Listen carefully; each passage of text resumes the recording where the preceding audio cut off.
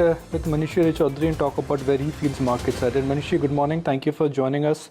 I would use the word extraordinary strength to describe how markets have moved in the month of May, despite what is happening in terms of medical, emergency, at least in India. What explains the underlying strength in the market when we know that earnings are getting downgraded and the medical emergency will surely have impact on earnings, demand, and the underlying mood of the economy? I think on the part of investors, particularly investors, there's a degree of fear of missing out. So they're possibly drawing a lesson from what happened last year, where after the market declined in March, there was humongous amount of liquidity pumped in globally, and we had a synchronized recovery in the markets. And I think investors are kind of extrapolating that experience to what's likely to happen this year as well. If you notice, the sellers have been the foreign institutional investors. They sold about 1.3 billion or so in April, much less in May, close to about 200 to 220 million till date. And the buyers have been the domestic investors, domestic institutions, and also retail. I think the domestic investors are basically looking through this period. They're trying to say that, okay, there would be earnings downgrades for now over the next one quarter or so. But eventually, when the recovery sets in, when the worst of the COVID infections are behind us, we will have an equally strong recovery like we had seen last time around. I think that partly explains what we're seeing in the market today.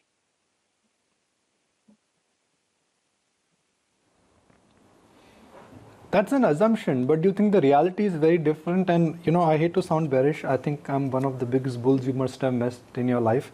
But my template is that in this medical emergency, the number of cases and the severity of the cases, I think, is very large.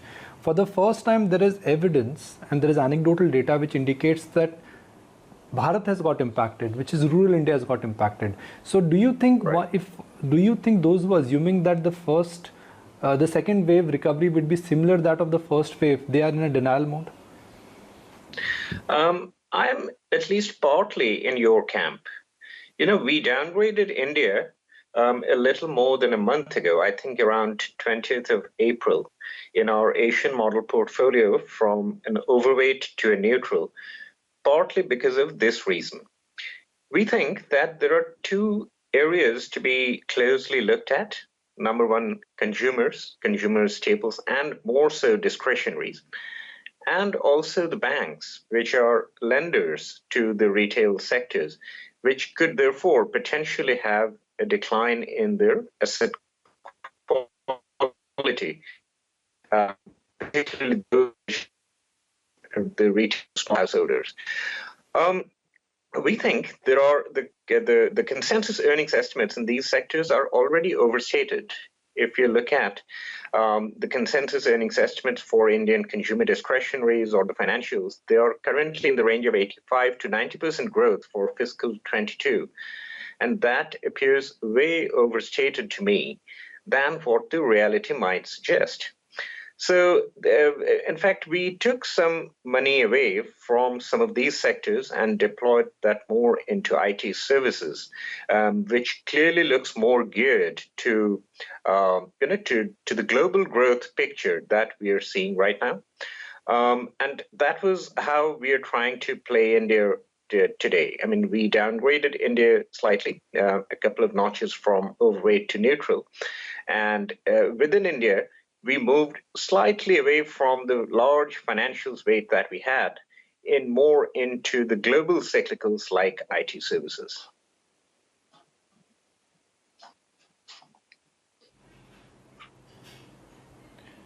Manishi, what is your view on this migration which markets are not decisively showing, which is values making a comeback? Suddenly SBI is outperforming HDFC Bank, NTPC is back above couple of key levels. The markets are telling you that they want to migrate back to value. Is there merit in reorienting 15-20% of your portfolio? I mean, is it time to to get out of the comfort of HDFC Bank or a Bajaj Finance or an Asian Paints? To a significant extent, yes, because the value had underperformed to such an extent that while it basically suggested that while growth is a compelling argument for investing in emerging markets like India, that gap between value and growth in terms of both institutional and retail ownership and the sheer valuation gap had just become too large. Second, we are also seeing in some of these classical value stocks, which were earlier perceived to be value traps, there's a degree of earnings optimism also coming in. Some of the public sector banks that you mentioned just now, their earnings have been pretty good. The last reports, which came out just a few days ago, clearly suggest that. And even if there is a slight worsening of asset quality going forward, it possibly, investors are taking the bet that a combination of earnings stabilization or earnings upgrades with the kind of valuation that they are trading at makes a compelling case now. So we think that this sentiment shift in favor of value stocks would possibly last for a while. It actually started late last year, and it has lasted for more than 6 months. But that trade is clearly not yet complete. We did a very detailed study of ownership levels in various sectors in India, and these classic value sectors like materials, like energy, like some of the public sector banks, they're still clearly underowned.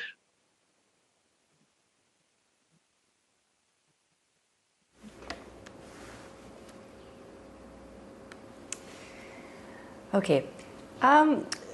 Going forward, Manishi, do you feel that the recovery as we see it globally is going to be fairly skewed given what we're seeing currently in the US markets vis-a-vis some concerns in Asia, or do you think the rebound will be strong and we'll see a more broad-based interlinked recovery move going forward? What's your sense? Well, globally, the recovery seems to be almost coordinated, well spread out across sectors. Even though some of the erstwhile growth sectors are taking a breather today, but the long-term story for them, which are aligned to the tech mega trends, that seems clearly in place. Recovery in the developed markets is being driven by consumption uptick, which is directly correlated with the kind of support measures that they have been employing. And that in turn is percolating down to the Asian peers. And that is why we have seen some of the North Asian peers like Korea, Taiwan, pockets of China outperforming. So I think, this trend of a concerted or coordinated recovery in the developed markets feeding through to the emerging markets is likely to continue for some more time. Now, India sits somewhere in between. I mean, India has sectors which are aligned to this global recovery. India has purely domestic cyclical sectors and domestic defensive sectors as well. We also think that as far as India is concerned, the number of highly valuable corporates in the sense that which are secular kind of compounders, secular excess return generators is quite significant. And in fact, in this respect, possibly India punches above its weight in comparison to its Asian peers. And that's why the foreign institutional interest in India is actually long lasting. Over the last 10 years, the cumulative investments have only gone up, barring some of the pockets of selling like we're witnessing now. So yes, over the long term, I think India would continue to remain a core holding. It would continue to attract flows. The short term might look a bit, iffy, for lack of a better word.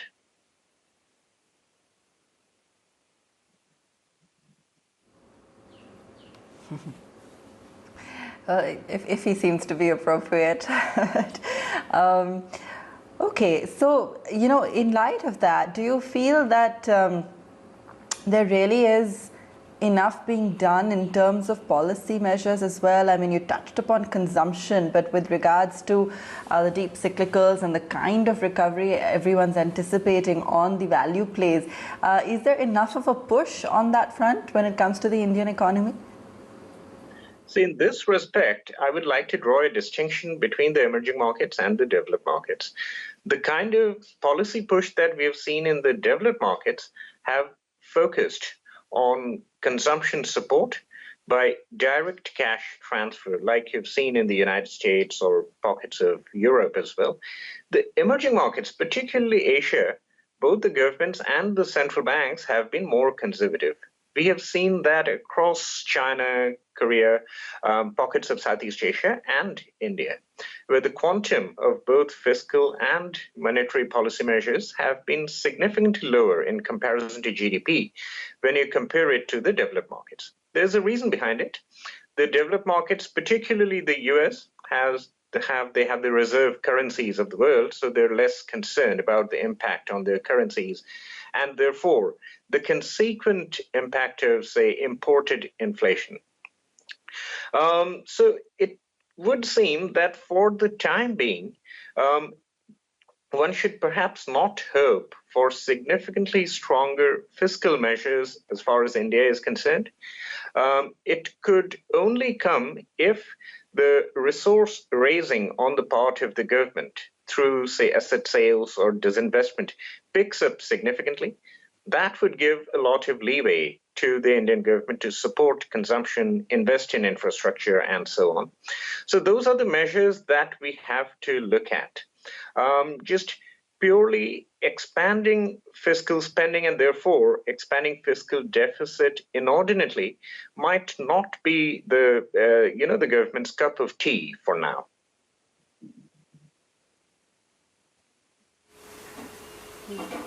Manishi, you briefly touched upon, IT and your thoughts on the same, but wanted to understand where within IT do you think investors can buy afresh or even add positions? Because the kind of commentary that you're seeing from some of the IT managements, I was just going through, Salil Parikh's commentary coming in at one of the key conferences, saying that there has been no material impact of delivery from India's second wave. Attrition is not a concern area for them.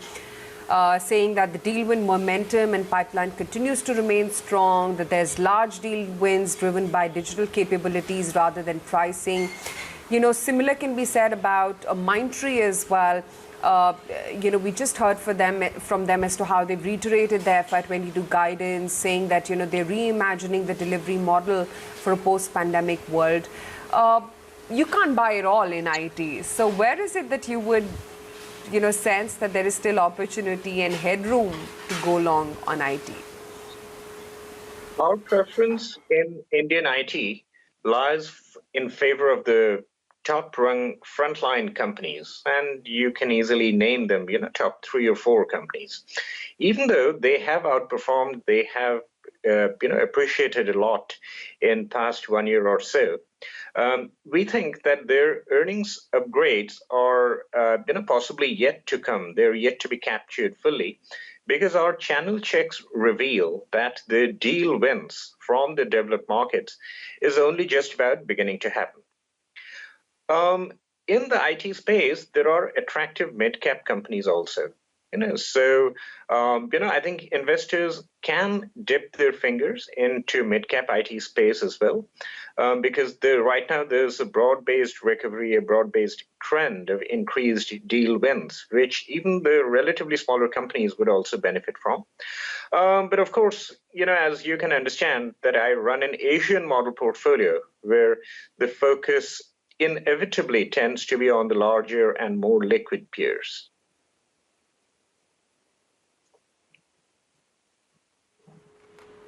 Yeah, absolutely. Manishi, is there merit in tactically positioning yourselves based on market caps? For instance, the small and mid caps have already had a massive run up year to date, about 25 to 30% on the index alone.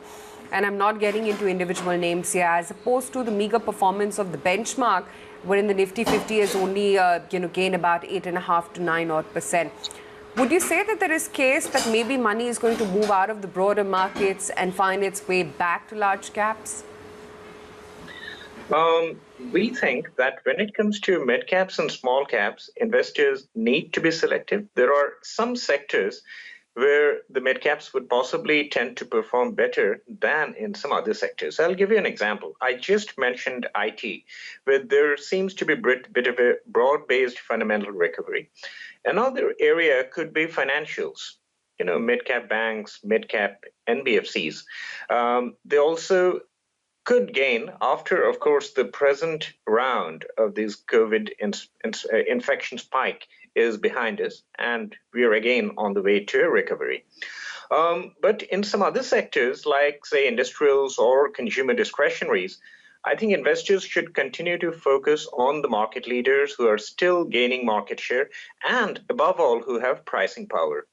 Pricing power is going to be very important over the foreseeable time horizon, particularly for the commodity user sectors like consumer discretionaries or industrials.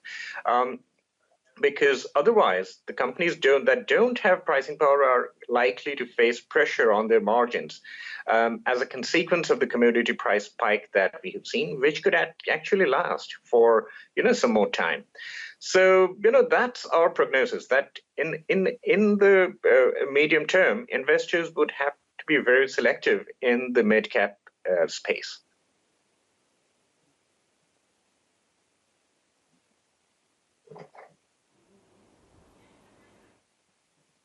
All right, Manishi, thank you for joining us.